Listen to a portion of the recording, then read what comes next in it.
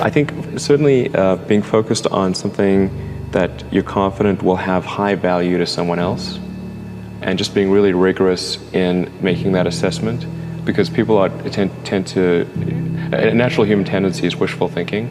So a challenge for entrepreneurs is to say, well, what's the difference between really believing in your ideals and sticking to them versus pursuing some unrealistic dream that doesn't actually have merit? That is a really difficult thing to tell. Can you tell the difference between those two things? So you need to be sort of very rigorous. I think certainly extremely tenacious, and then just work like hell. I mean, you just have to put in, 80-hour weeks every week.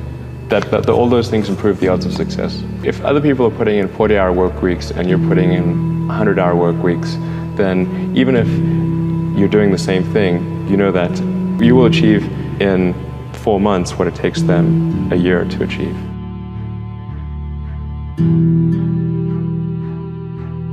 When my brother and I were starting our first company, instead of getting an apartment, we just rented a small office and we slept on the couch. And we showered at the YMCA, and we're so hot up we had just one computer. So the website was up during the day, and I was coding at night. 7 days a week, all the time. So briefly had a girlfriend in that period, and in order to be with me, she had to sleep in the office. So work hard like every waking hour. It's the thing I would say, particularly if you're starting a company.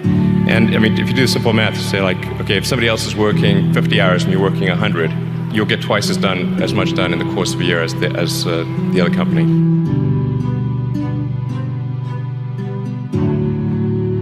In 2001, with just talking to a friend of mine, he asked me what I was going to do after PayPal, and I thought, well, I was wondering, like, I'd like to get involved in space, but I just didn't think there was anything I could do as an individual. But I was curious as to when NASA would be sending a team to Mars, because that was always going to be the thing to do after the moon. I figured that there'd be some plan, and I'd just go to the website and I could read the schedule. Actually, there wasn't anything on the website, and is it secret? I don't know. But it turned out that NASA had done a study on what it would cost to do a manned Mars mission, and this was under Bush the First. In his first, he asked for a 90-day study shortly after taking office, and NASA came back with a $500 billion price tag. And he said, okay, maybe not. That's when $500 billion was serious money.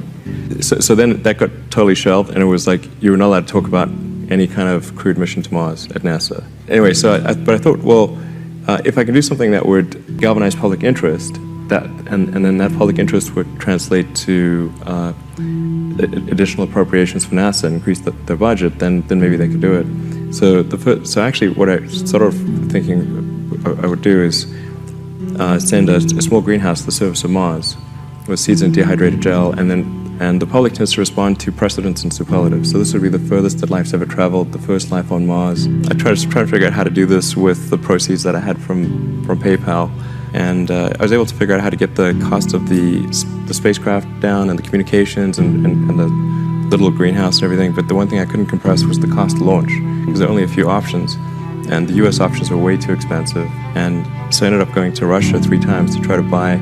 It wouldn't really matter. Like, I actually came to the conclusion that my initial premise was wrong. It's really fundamental to psyche. So if people think there's a way, I think it would actually get a lot of support. It can't be just banging your head against the wall. I got to believe that this can be done without breaking the federal budget. So that's when I said, okay, well, is there some way to affect the cost of space transport? And got together with a group of people over a series of Saturdays just to try to understand, is there something fundamentally super expensive about rockets, or can the cost be substantially improved? We had a bunch of those kind of brainstorming sessions, and I couldn't see any fundamental obstacle to improving the cost of rockets. So that's when I started SpaceX. At the point, I would say the probability of success was definitely less than 50%. I thought it would most likely not succeed, but it was worth a try.